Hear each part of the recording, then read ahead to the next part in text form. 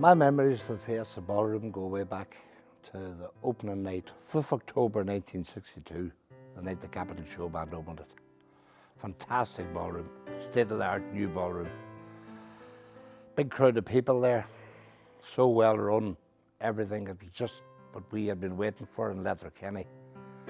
We'd been so used to the Devlin Hall, which was a lot smaller, but whenever the Keeney family decided that they would come and build the Fiesta, well, we just kept watching it going up brick by brick and hoping the day would come and it would open, and it eventually did.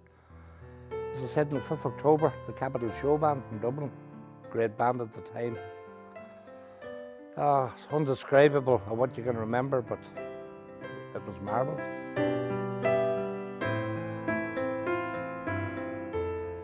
The Fiesta was like the nucleus in the town of Letterkenny from the 60s, 70s, maybe early 80s.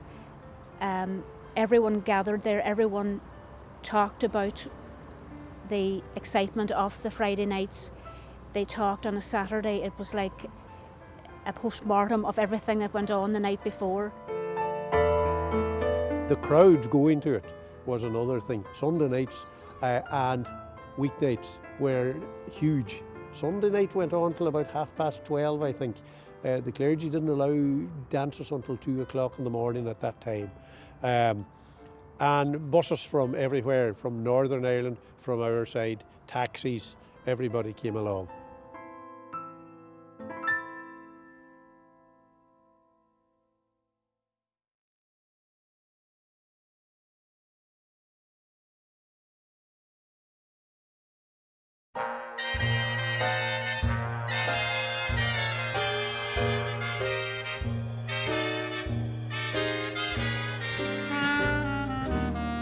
Well, when I was at school, I remember the Keeney family coming to Rathmullen, living. They bought a house on the way over to the chapel, and sometime later, then they bought the what was Callahan's Bar and the Variety Hall, or not, maybe not the Variety Hall at that time. I think they may have renamed it the Capitol Ballroom, and they showed pictures there and so on. Well, as I remember it, the Keeneys came to Rathmullen. It would have possibly, I hope I'm right in saying, the early 50s. And they bought the establishment behind here from Callahan's, who owned it before that. Well, as a family, they worked very much as a team. My Uncle Leo was the one who was most interested in the dance hall business, but they had started out going round County Donegal showing films, and then they saw the possibility of building cinemas, and they bought a cinema in Bundoran, and then when the cinema took off, they saw the potential in the ice cream business, so they developed that, and they had a good knowledge of the county from going around in the early years showing films. I remember my first memories, goes to show the pair of films. My first ever memory was of Daddy showing one of them projectors films on the cloth nappy on the bedroom wall, because there was no television, and this was the first time ever that when you're a kid of that age, you think it's all real on the wall. And you used to show a lot of films that way, didn't you? And instead of sitting down to watch television, you'd be able to watch television on the wall of your house on a nappy, you know. After school, I would have went to the house and rewound the films onto the MP reel. Obviously, at that time, the projector didn't have reverse in it, that it would do it automatically or whatever. But I have recollections of rewinding the reels onto the empty ones and possibly getting paid something, I can't remember off the top of my head, but probably a shilling or maybe half a crown if I was lucky, type of thing, like, you know.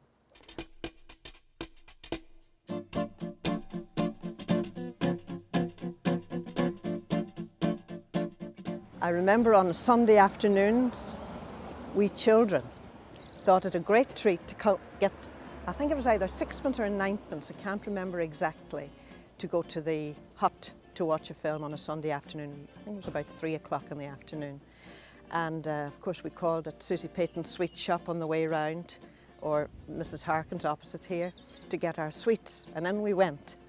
But of course the reels and the noise of the reel was in the background always, and of course then occasionally there'd be a break, and then of course all things stopped, and then we got started up again and away we went. The girls were always concerned very much what girl was in the film, you know, what female actress was in the film at the time.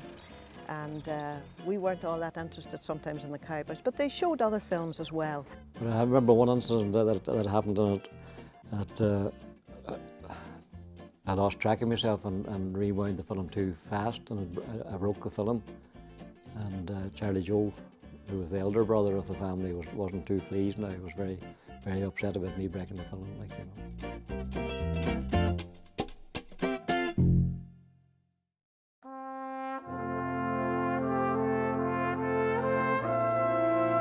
Well, he was showing pictures in Rathmullen, and my sister Agnes and myself were at the pictures. So we spoke to him, and then on the way out, he said, "Have you a lift home?" And we said, no, we hadn't.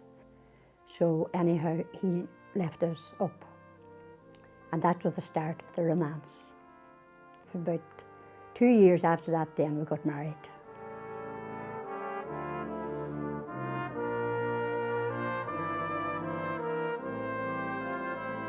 Some films there'll be 3 reels, and there were sometimes only 4. There'll be 4 reels.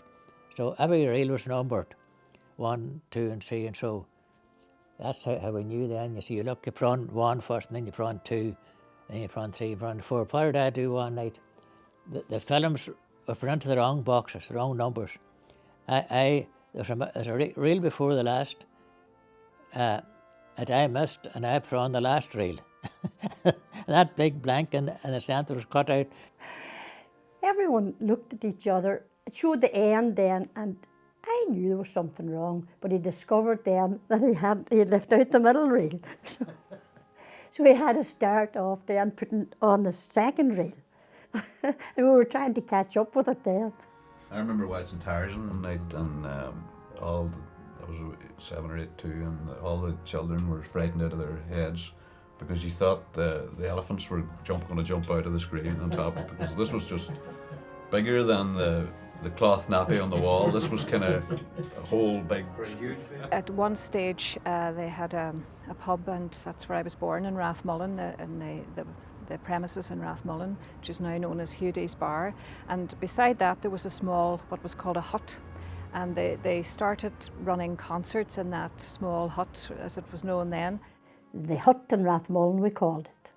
We went to the dances there, but there weren't many dances, you know. It would be, well, maybe a Sunday night or a bank holiday night. There weren't many dances at that time. And from that then they got the idea of having a dance hall, but Rathmullen was an awkward place to get at, so they decided Letterkenny would be a better venue for a large dance hall.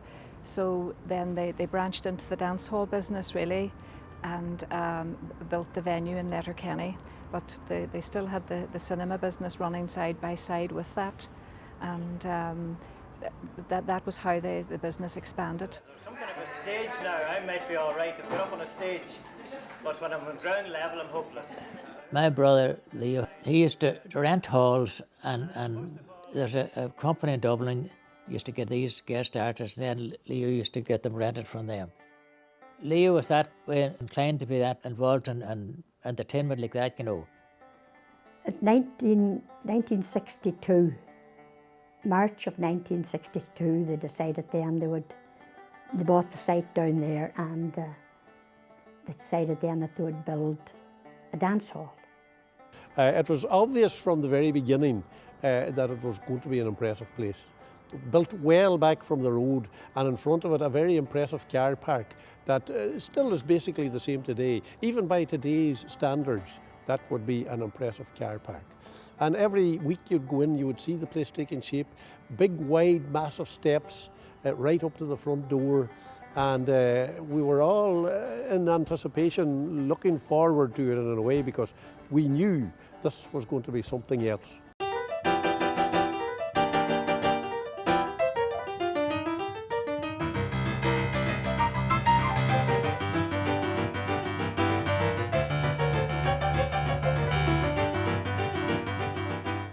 And indeed, when it opened, we were not disappointed. Up the steps, the pay box was on the right-hand side, paid your fee, and then something new for us, you presented your coat across a counter and the attendant gave you a ticket. And you took the ticket in with you, and he took the coat into a special room, hung it on a rail, and when you came back out again, you handed in your ticket and he was able to hand out your coat to you. That made you feel very important, you know, compared with in the old parochial hall where you just had to hang your coat on the back of the chair, or maybe 2 or 3 fellows might have tramped on it for you while you were there. The thing was about the Fiesta, which stood out more than any other ballroom, was the Keeney family, Leo, Con, Hugh, Charlie, Joe or Fonzie, who would be doing the pay box, and the guys in the door, the committee as they called them, not bouncers then. Vincent Cairns, Charlie Bobber, Collins, Tommy McMenamin, and all those guys. They knew everybody and they were able to, how are you doing? Hello. It was a friendly atmosphere to come into. There were very little motor cars. Many people cycled to the Fiesta. And you talk about safety of things, you could leave anything outside, nobody would interfere. So I recall very much the happy times that were in the Fiesta. You could have got tea, you could have got Millers, you could have got all that stuff, not a bother. Now I always thought again, here was the Keeneys doing something nobody else was doing. We had 3 of us, Fonzie's wife and Connell's sister and myself, had to make sandwiches. Egg and onion, cheese, tomato, and salad sandwiches. I remember red was the predominant colour in the cafe. As you looked down from the stage, and I was often on the stage in it, the cafe was right the length of the right-hand side, 2 steps up, the mineral bar at the back, and it was a mineral bar. There was no alcohol allowed, not in that hall or not in any other hall in the country at the time. And then tables laid out with 4 chairs, predominantly red, and you could take and eat your sandwiches and have your mineral, take a break from the dancing if you wished, and back to it again.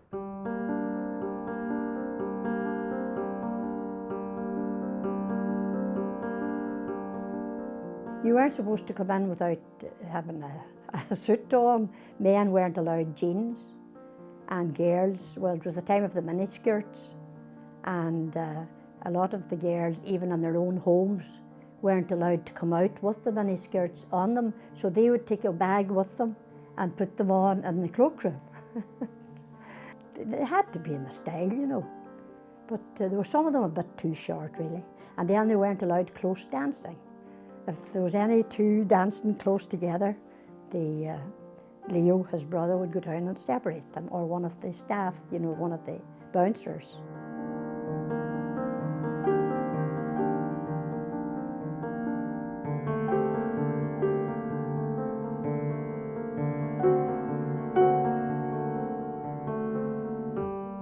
The men were on one side of the hall and the women on the other side of the hall. That was the thing was kind of going in Ireland at the time. The first guy across the floor, he was a brave man. I don't think he would ever get refused. If you didn't mind, you felt right, all healed, but he came back again. The hall would fill up, and by about 12 o'clock or 11 or 12, there could be anything to 1,500 to 2,000 people in there. It all depended who was playing. You usually made your way then over to the side of the hall where all the girls sat, and you would wait then to be selected. There was this fella from the town, I won't mention his name, but so he decides he was going to ask a girl out. So he starts to ask the girl out, and she doesn't want him. Next one, please, no way. So he goes on and on and on until he gets to about the 15th girl who refused him. And he turns to the girl and he's so angry at the stage, he says, "Look, Jesus man, what do you expect for 50p? Steve McQueen!" And if you were lucky enough, as the man says, to have somebody to meet, you stood out in the hall and you waited. And there was many a night you stood out and waited an awful long time. but if you were lucky, that was it. And you went home and you counted your money going out the road and to see if you had enough to go again on the Sunday night.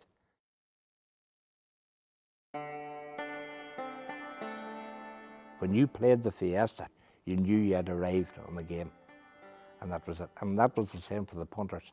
When you went in there, you knew you were in a decent hall, well run, and you were at home with friendly, decent people. To have a ballroom of that quality was an amazing space. I mean, the sound was perfect. These people had PAs that you could carry in a suitcase. They were tiny, and the sound was pitch perfect. The acoustics of the Fiesta were wonderful, and to have a room that size and 2,000 people every Friday night was just an amazing thing. And to have the best bands of the time and some international bands, so it was a great sort of social thing, and it was just it's just a major thing for Letterkenny. We were very proud. I was very proud of what my father had achieved, and I think people in the community always had a good word for us, and you know, it was a very enjoyable childhood. Now, I don't know what other way it would have been, but I think that it brought an awful lot of joy to our family. And I suppose too it was kind of like a community centre because there were concerts held there often as well. I can remember local priests organising concerts and people like Joseph Locke performing, and the Alexander Brothers and Val Doonican and various artists like that that were well known at the time would have performed in fundraising concerts in the Fiesta. Our happiest days was the ballroom and how things were going. And at our early life on a farm, it was a big change from hard work on a farm to easy work with getting money on it in the ballroom. I pestered you about the Beatles. I said, look, they're good. They will get a crowd, and they said, I don't know if they'd go down well here, you know. They're more into the jiving around the Fiesta, you know, the Beatles aren't jive music. Leo Keeney was a man that knew what the dancing public wanted. I mean, you would meet Leo, you'd be walking down the town, and very few people have cars, and he'd call out the window, hey John, the capital's coming in 2 weeks' time, and you like the capital, you know.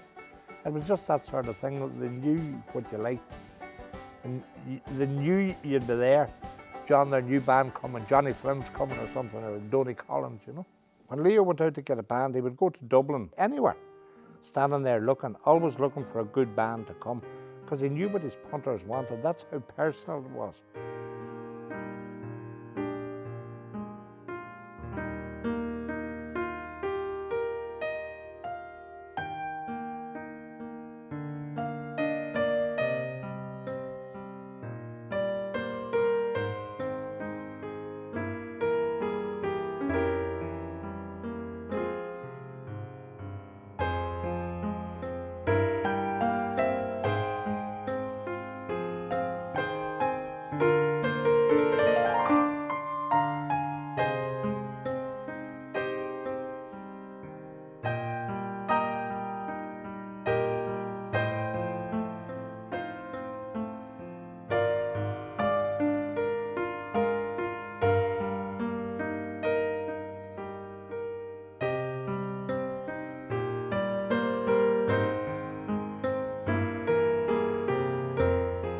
The one thing about the Fiesta is that some great musicians, the cream of them came over there.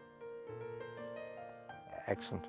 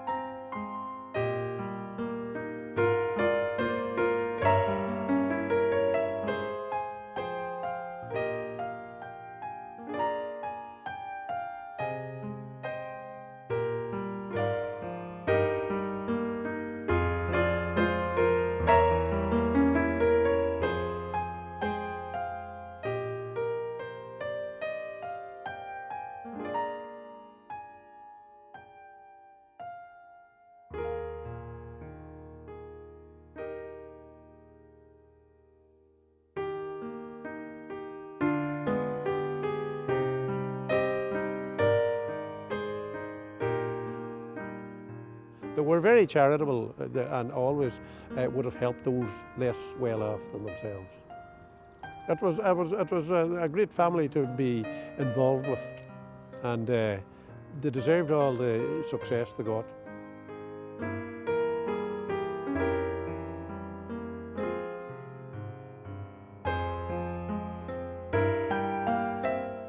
A fantastic family that brought something to Letterkenny that nobody would ever bring again in those days when we didn't have an awful lot.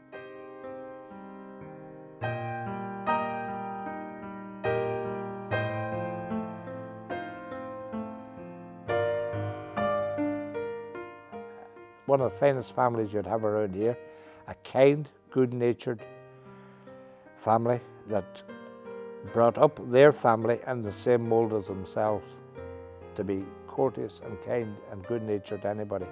And I know for a fact, because I've had dealings with them all, just fantastic people. And if a lot of the rest of the people in the ward were like them, the world would be a lot better place to live in.